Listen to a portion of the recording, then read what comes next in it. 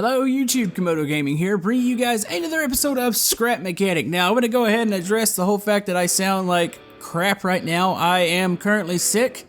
This is not going to be the biggest episode. I'm going to just try to pull it together here. I did manage to make a build and I'm actually really proud of it. You can see the custom CHEVY 2500 here on the left side. So we're going to check that out here today. But anyways, folks, remember, if you're enjoying Scrap Mechanic, leave this video a thumbs up. It helps out my channel, and let's jump right into this build. Alright, so I wasn't even sure if I was going to make a video today, but I decided to go ahead and do a old school build for you guys. Anybody that's been a fan of the channel long enough knows that I used to do nothing but vehicle builds. So that's kind of what this is. This is my CHEVY 2500. Now, it isn't a perfect replica. It's got a lot of custom parts on it, and there might be a couple things here and there that are not right. But I think it came out pretty good. Now, the reason I have the truck out on the right here, this is just to kind of show you guys how far we truly have come in vehicle creations. This was probably one of my first trucks from the town, and at the time I thought this thing was absolutely awesome. Now, granted, we do have the DERF parts now, so it does give us some more options to build with, but I still say that we've come a long ways, especially in design as far as suspension, engine, and all of that. So yeah, let's go ahead and jump right into this thing. Now, the truck itself, it's got, like I said, a bunch of custom parts.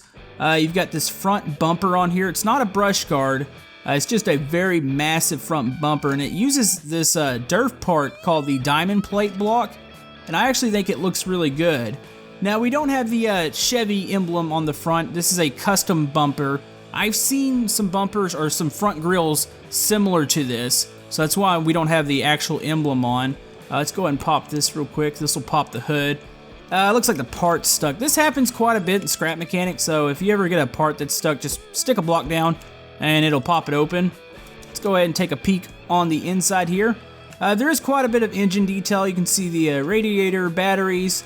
I've got the flat controllers on the side here that's hooked up to control several things in the car. You can see down here, there's quite a bit of engine detail. It's got a little spinning fan here. You can see where the suspension's linked off the side here. So really proud of that.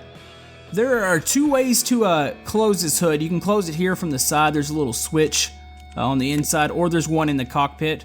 So you've got that. Now, if you're wondering where the motor is, it's actually tucked down right here in between the suspension pieces.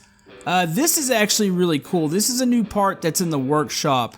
This is actual exhaust parts, and I have to say, these things look sweet.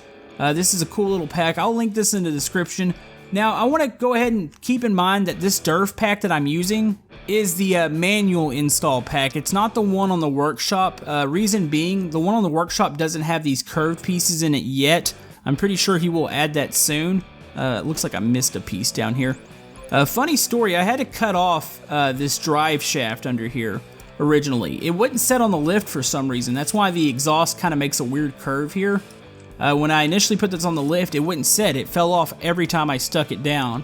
Now, the drive shaft doesn't actually drive the car. It doesn't work.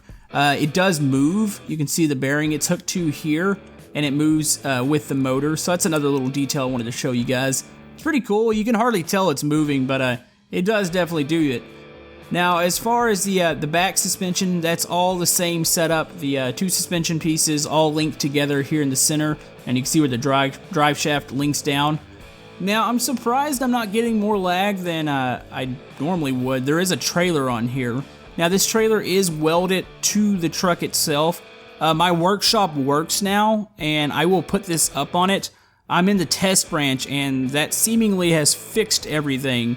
So I will include a version of just the truck and just the UTV, and then I'll include one more version with all this hooked together. Just do keep in mind it does lag sometimes, but it's doing a pretty good job right now. So let's go ahead. I'm going to show you guys how this thing handles. Give you guys one more view of the outside. One more thing I even want to point out, it's a little detail, and that's kind of what I was going for in this build. Even the curved pieces here on the hood, a lot of the Chevrolet hoods on the trucks are like this. It's got the two little bit taller pieces on the ends, and then the middle of the hood actually sinks down a bit. So let's go ahead and hop into the inside. I want to show you guys the actual interior. It's quite detailed, so let's go ahead and pop these open here. By the way, this is another piece I love out of the DERF mod pack. It's the little switches that open up and you can open them up from the inside and outside, and all the doors do that. But yeah, let's go ahead and jump on the inside, and we'll show you guys the interior. Alright, so even the interior has quite a bit of detail. I'm using the seat blocks by Durf, and I made custom seats in here. I tried putting the normal seats in, and it just didn't look right. It didn't look natural. So I've got that. I could probably add one more seat block, maybe in the middle there, to make it where the back can seat 3, because I think normally it does. There's like a small seat belt in the middle. It doesn't look quite as comfortable, but you've got that. There is a custom steering wheel on here, and I say custom, it's just a stop sign. You can see that it's hooked into the seat. This is probably one of the best objects to use that looks somewhat round and looks a little bit like a steering wheel. You just have to ignore the whole fact that it says stop and it's right in front of your face. You've got that. You've got like a GPS unit or onboard computer here. There's the glove box. You got a little shifter down here. So let's go ahead and hop in here. It looks really cool when he's behind the wheel, and you can see when I turn it, it actually moves the steering wheel there. Other little details I should probably point out, if you can see kind of down in the bed of the truck, there is a toolbox back there.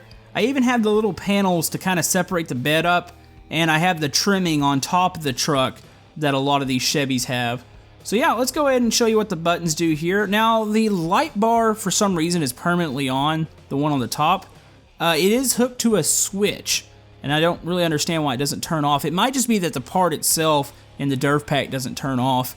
But the 1 key is your normal lights, 2 key is all the other ones there, 3 keys your horn, there we go, and the 6 key is your door. Now I have a couple of dead switches hooked up to the seat, and that's because I will eventually probably come out with a couple more models of this, and they'll have different features, and I went ahead and that way I have the interior ready to go for more added buttons.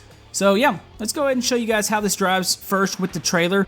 It does haul it around. This thing's got a lot of power to it, and it's doing a fairly decent job at pulling this trailer, and this trailer is heavy. It's made completely out of metal. Uh-oh. I think I might have the, for some reason, I think the bearing's off on the back. I see the back of the, looks like the door's flopping around a little bit. So yeah, kind of haul this thing around a bit. It took a little bit of adjusting suspension-wise to find a comfortable spot for the trailer, and when you don't have it on. This thing does really good on hills, it does really good over bumps, anything that the terrain can basically throw at you in Scrap Mechanic. This thing actually does a really, really good job. You do see the suspension occasionally freaks out, or you see the bearings will kind of pop around. It does it quite a bit. That's just something that's recently started happening a lot in Scrap Mechanic, and I don't really know what it is. I don't know if it's the adjustable suspension or really what it is. I've mentioned it quite a few times, and maybe I should message the developer and see if we can figure out what's going on there. But yeah, drives pretty good with the trailer itself. We're gonna unhook the trailer real quick and show you guys just kind of how this thing drives with just the truck, and then we'll take the UTV out for a little bit of a spin. Alright, this thing handles quite a bit better without a trailer. It's pretty cool how the suspension works together. It does give quite a bit, so you're able to get over a lot of these bumps, say the cornfield here, any of the really tall stuff. Now, you do got to be careful. Of course, this is a lifted truck. It's going to want to flip. I mean, it's really tall off the ground. I see this all the time. I live in Texas. These things are huge when they drive by you. I remember when I was a teenager, this was like a dream truck for me, having something big and lifted off the ground. I've kind of grown out of that a little bit. The whole fact that gas at one point was really expensive and I didn't want to pay for it. That's why I bought a car. But yeah, this was kind of like the dream truck. This was something that I really enjoyed when I was a teenager. I used to own a Dodge truck, but it wasn't anything like this. So yeah, this thing handles pretty good. I will, like I said, have a version of this with just the truck if you just want that on the workshop. You can see, wow, those lights are very, very bright. Those lights, the front ones, are actually Durf lights. He's made a very high beam one. It's obviously, that's way brighter than the normal light. I think it actually works really good for the truck, because most of the times when these trucks pull up behind you, they have those bright LED kind of blue lights. I think that's what they're called, or they have a name for them. I'm not really 100% sure what it is, but yeah, that's what that is. Really cool truck. I'm ready to go test out this UTV real quick and show you guys how this thing handles, because this thing's actually pretty cool too. Alright, we're ready to unload the UTV. It is attached to the trailer here, so we're going to need to break the weld. It's going to break that one. There we go. Alright, we're ready to pull this thing off. This is a pretty simple vehicle, but I thought it complemented the truck quite a bit, so that's why I put it together. And uh-oh, there we go. Alright, we are off the trailer. Let's go and hit the keys here, turn all of our lights on. And this thing's ready to go. This one's also using the DERF lights, by the way. You can kind of see some of the detail. I did put a bit of a ridiculous exhaust on it because I figured, you know, we have a custom truck. We might as well have a custom UTV with a red and white paint job. Somewhat similar to the truck. The truck doesn't have much red besides the suspension pieces and the tips on the exhaust. But I figured this works pretty good. Alright, let's go ahead and give this thing a little spin. This thing is treacherous. This thing, it's got a lot of speed. It does handle the off-road quite well. But it's another one of those vehicles. These things are actually prone to flip in real life. I can't tell you how many accidents I've heard of these things flipping. Luckily, they have a pretty nice roll cage on them. I've got the standard bars that go up, but I've also got the support bars that kind of link around to the back. You also have of course, the big brush guard on front to kind of run over anything that you might need to in the outdoors. Let's go ahead and pick up quite a bit of speed here. See if we can launch this thing. Oh, this thing's actually really fun to drive. It's another one of those things where I've kind of tweaked the suspension. The backs have the big off-road pieces, and the fronts are using the stocks, and that seems to work really good for vehicles like this, especially if you up the back suspension, and it gives it a little bit more support. So definitely a fun little vehicle to drive around. This is really good for the outdoor trails that Scrap Mechanic has. Say you can't quite fit that big truck down a trail, you can always get off and use one of these little suckers. Nope, just hit a tree. Yeah, that's pretty cool, but anyways, that's going to probably about wrap it up for this episode here today. I do apologize that it's a shorter episode, not quite as much built. I've been meaning to do more old school episodes like this, but I wasn't quite planning on it yet.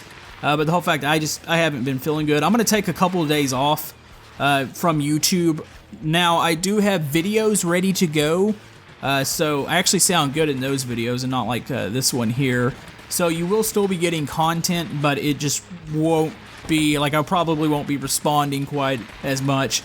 But yes, folks, I do want to thank you guys for the support. Like I said, do go check out my workshop. I have it linked in the description if you want to join the Steam group. You can get all the latest and greatest vehicles, and I seem to have flipped in a very, very odd spot here. Can we put this on the ground? Oh, we're going to have to cut out the roof. Huh. Hey, that was a terrible spot to flip the vehicle over in. But yeah, like I said, workshop's working again. I'll have this. I'll also get those monster trucks that are missing from the workshop. I'll get those on it too. That way you can download those. And we will have more Scrap Mechanic later in the week. But like I said, guys, if you have any ideas, any builds, any vehicles, trucks, anything that you want to see, just comment below. I'll try to see what I can get together for you guys. But thank you guys for the support. If you'd like to like and subscribe, everything helps my channel. And we will see you guys next time on Scrap Mechanic. Thank you.